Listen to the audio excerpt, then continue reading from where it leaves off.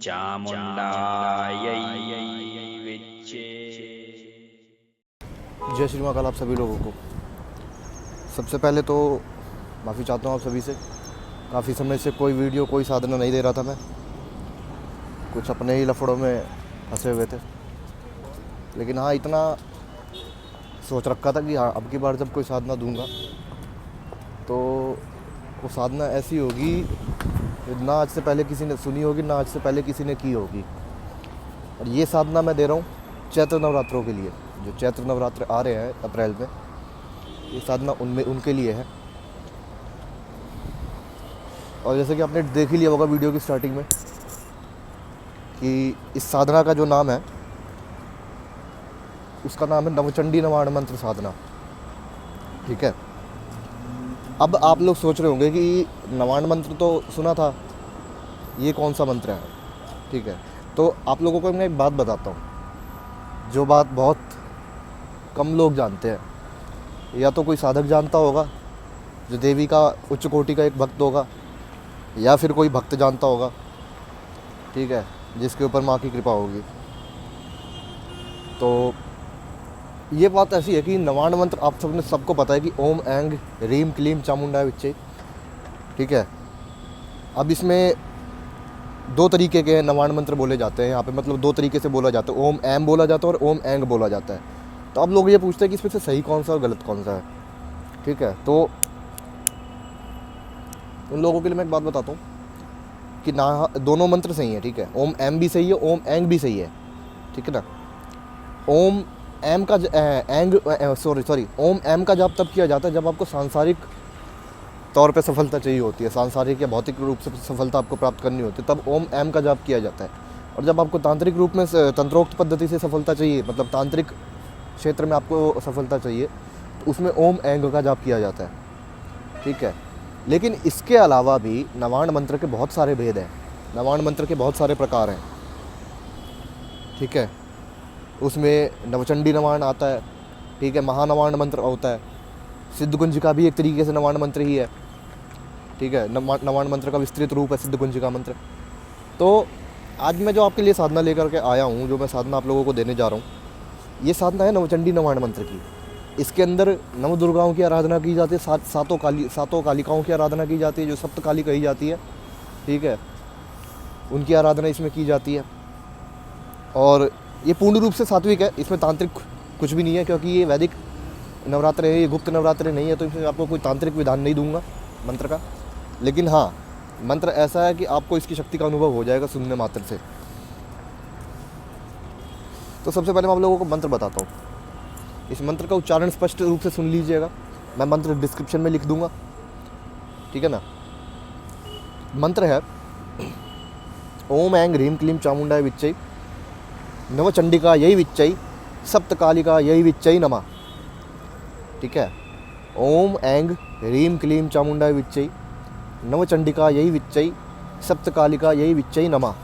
ठीक है, इसमें शुरू में ओम लगेगा, लास्ट में नमः लगेगा। बाकी पूरा का पूरा जो मंत्र है मैं लिख दूंगा डिस्क्रिप्शन में। अब इसका विधान क्या है। ठीक है, तो आपको इस मंत्र का आपको 90,000 जाप करना है 9 दिनों के अंदर। ठीक है, 9 दिनों के अंदर इस मंत्र का आपको 90,000 जाप करना है। अब इस मंत्र को, अब ये को देखिए, अब मैं आपको एक चीज़ बताता हूँ, ये कोई साधारण मंत्र नहीं है, ये नवाण मंत्र से 100 गुना अधिक प्रभावशाली मंत्र है। ठीक है, नवाण मंत्र से 100 गुना अधिक प्रभावशाली ये मंत्र है। और इस मंत्र की प्रचंडता को झेलना सबके बस की बात नहीं है। तो जो व्यक्ति गुरु धारण कर चुके हैं, जिनके पास में जो गुरु से दीक्षित हैं, वो व्यक्ति ये साधना कर सकते हैं, उनके लिए इसमें कोई दिक्कत वाली बात नहीं है। जिन्होंने गुरु से दीक्षा नहीं ली है, सबसे पहले तो वो लोग अपने गुरु से दीक्षा धारण करें। ठीक है, गुरु से दीक्षा धारण करने के बाद इस साधना में आपको करना है कम से कम 11 माला। आपको इस मंत्र में आपको देखना बताता हूँ। सबसे पहले आपको माला करनी है भगवान गणेश की, दूसरी माला भगवान कपाल भैरव की, कोई और भैरव नहीं, कपाल भैरव। ठीक है, क्योंकि ये मंत्र मेरे मार्ग से दिया जा रहा है, तो इस मंत्र के जो भैरव होंगे, इस मंत्र में जिस भैरव की आराधना की जाएगी वो भी कपाल भैरव ही हैं। ठीक है, और किसी भैरव की इसमें मंत्र जाप नहीं किया जाएगा। ठीक है ना। कपाल भैरव का तीसरी माला करी जाएगी इसमें गुरु मंत्र की, और उसके बाद 11 माला पंचाक्षरी और 11 माला नवान्न मंत्र की, ठीक है ना। क्योंकि यदि आप गुरु से दीक्षित भी हैं तो भी इस मंत्र की ऊर्जा आप ही को झेलनी है, आपके गुरु को नहीं झेलनी है, ठीक है ना। तो आपका जो ये 11 माला नवान्न मंत्र और 11 माला पंचाक्षरी मंत्र का जो जाप होगा वो आपको इसकी ऊर्जा को संभालने में मदद करेगा। कोई भी नया साधक इस साधना को ना करे। जिस व्यक्ति ने पहले कोई साधना नहीं करी है वो व्यक्ति इस साधना को ना करे, नहीं तो ऊर्जा का वेग आपके साथ कुछ भी करवा सकता है। ऊर्जा का प्रवाह ऐसा है इसका कि अगर आप नहीं झेल पाए तो बहुत सारी नकारात्मक चीज़ें भी हो सकती हैं। मतलब शक्तियों के तौर पे नहीं, आपके ज़िंदगी में कुछ नकारात्मक चीज़ें हो सकती हैं, आपको कुछ और दिक्कतों का सामना करना पड़ सकता है। तो नए साधक कोई भी, जो व्यक्ति नया नया साधना क्षेत्र में उतरा है, या फिर जिसने पहले कोई साधना नहीं करी है, या जिसने पहले नवान्न मंत्र का या पंचाक्षरी मंत्र का जाप ना किया हो, वो इस साधना को ना करे। सख्त रूप से मना कर रहा हूँ, ना करे, ठीक है। ये साधना केवल उनके लिए है जो व्यक्ति गुरु से दीक्षित हो चुके हैं। दूसरा, जिन व्यक्तियों ने नवान्न मंत्र का जाप किया हुआ है। तीसरा, जो व्यक्ति महाविद्याओं की आराधना करता हो। जो व्यक्ति महाविद्याओं की आराधना करता हो वो व्यक्ति भी इस मंत्र का जाप कर सकता है। लेकिन इतना सब कुछ करने के बाद भी ये गारंटी नहीं है कि आप लोग इस मंत्र की ऊर्जा झेल पाओगे, ठीक है। क्योंकि मंत्र का, उसकी ऊर्जा का एक अलग अपना प्रभाव होता है, और वो प्रभाव किसी के नियंत्रण में नहीं होता। मैं आपसे कह दूं कि ऐसे ऐसे कर लो, ऐसे ऐसे हो जाएगा, तो नहीं।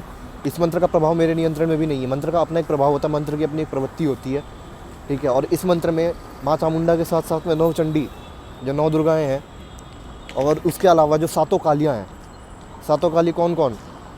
महाकाली, दक्षिण काली, कृष्ण काली, शमशान काली, वाम काली, कामकला काली, ठीक है। और एक काली और है, वो उसका नाम मैं भूल रहा हूँ। तो इन 7 कालियों की शक्ति इस मंत्र में समाहित है। इस मंत्र को आपको बहुत ध्यान से करना होगा, विचारों की शुद्धता के साथ करना होगा।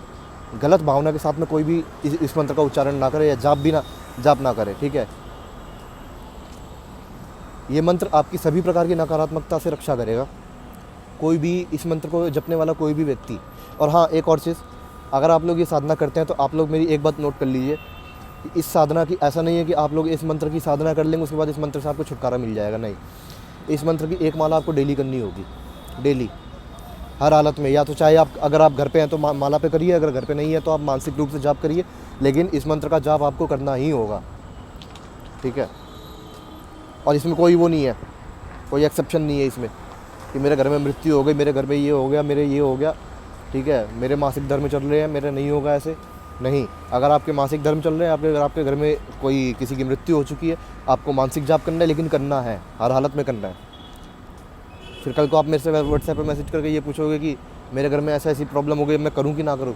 करना है। अगर आपके पास, आप माला पे जाप नहीं कर सकते, आप पूजा पे नहीं बैठ सकते, आप पूजा में स्पर्श नहीं कर सकते, तो आप मानसिक रूप से करिए, लेकिन आपको करना ही है, ठीक है। तो ये इस मंत्र की सावधानियाँ थी। इस मंत्र का विधान मैंने आपको बताया अभी कि 9 दिनों के अंदर 90,000 जाप करना है। और ये मंत्र आपको 2 तरीके से जाप करना है। पहली चीज़, या तो आप लोग संकल्प लेकर के इस मंत्र का जाप करिए कि मैं इस मंत्र का, नवरात्रों के शुरू में ही संकल्प लीजिए कि मैं इस मंत्र का इतना जाप करूँगा। दूसरी चीज़, ये आपकी सावधानी के लिए बता रहा हूँ, मैं आप लोगों की भलाई के लिए बता रहा हूँ कि अगर आपको हल्की सी भी वो लगता है कि हाँ मेरे से ये साधना खंडित हो सकती है, या मैं इस साधना को नहीं कर पाऊँगा आगे चल के, शुरू तो आप कर देंगे लेकिन अगर आगे चल के आप नहीं कर पाएंगे, तो उस केस में आपको क्या करना है, आप लोग ये डिसाइड कर लीजिए कि आपको करना है कि नहीं करना, ठीक है। अगर करना है तो आप संकल्प लीजिए, और अगर आपके मन में 1% भी डाउट है कि मेरे को ये चीज़ नहीं करनी है, मतलब आगे जाके मेरे से पता नहीं होगा कि नहीं होगा, तो आप संकल्प मत लीजिए। बिना संकल्प के आप लोग इस मंत्र का जाप करिए, 90,000 जाप करिए। और नवरात्रों के, अगर आप लोग इस साधना सफलतापूर्वक कर लेते हैं तो आपको नवरात्रों के अंतिम दिन संकल्प लेना है कि मैंने आज तक नवरात्रों में, इन नवरात्रों में मैंने इस मंत्र का जितना जाप किया, मैं सारा का सारा जाप जो है वो देवी को समर्पित कर रहा हूँ, ठीक है। तो ऐसे करना है, ठीक है। लेकिन अगर आप शुरुआत में संकल्प लेंगे तो ज़्यादा अच्छा रहेगा। ऐसा नहीं है कि इसमें अनुभव आपको नहीं होंगे, अनुभव आपको होंगे। अब कैसे कैसे अनुभव होंगे मैं आपको बताऊँगा नहीं, क्योंकि जब मैंने इस मंत्र की साधना की थी तो इसके अनुभव बड़े ही विचित्र थे, बहुत ही विचित्र तरीके के अनुभव थे। इस मंत्र की साधना से आपको 2 जो सबसे बड़े फ़ायदे होते हैं। सबसे पहली चीज़ तो आपको पूर्वाभास की क्षमता प्राप्त होगी। अगर आपके साथ में कोई अनिष्ट घटने वाला है, या आपको कुछ और चीज़ गलत है जो होने वाली है, तो आपको उसके पूर्व संकेत मिलने शुरू हो जाएंगे, ठीक है। एक तरीके से आप इसे काल ज्ञान सिद्धि प्रदायक मंत्र भी कह सकते हैं, ठीक है। देवी का आशीर्वाद निश्चित तौर पर इस पर आपको मिलेगा। और अगर कोई व्यक्ति ऐसा है जो इस मंत्र को पूर्ण सात्विक भाव से कर रहा है तो इसमें आपको माँ के दर्शन भी हो सकते हैं, ठीक है। ध्यान अवस्था में, ध्यान मार्ग में आपको माँ के दर्शन भी इसमें संभव है, लेकिन उसके लिए सब कुछ निर्भर करेगा आपके मन की शुद्धता पे, आपके मन के विचारों पे। अगर मन के विचार शुद्ध नहीं है तो कुछ नहीं होने वाला। लिख लो मेरी बात। हवन, इस मंत्र का हवन शाकिल्य से होगा, ठीक है। और माँ के भोग में यहाँ पे मिठाई रखी जाएगी।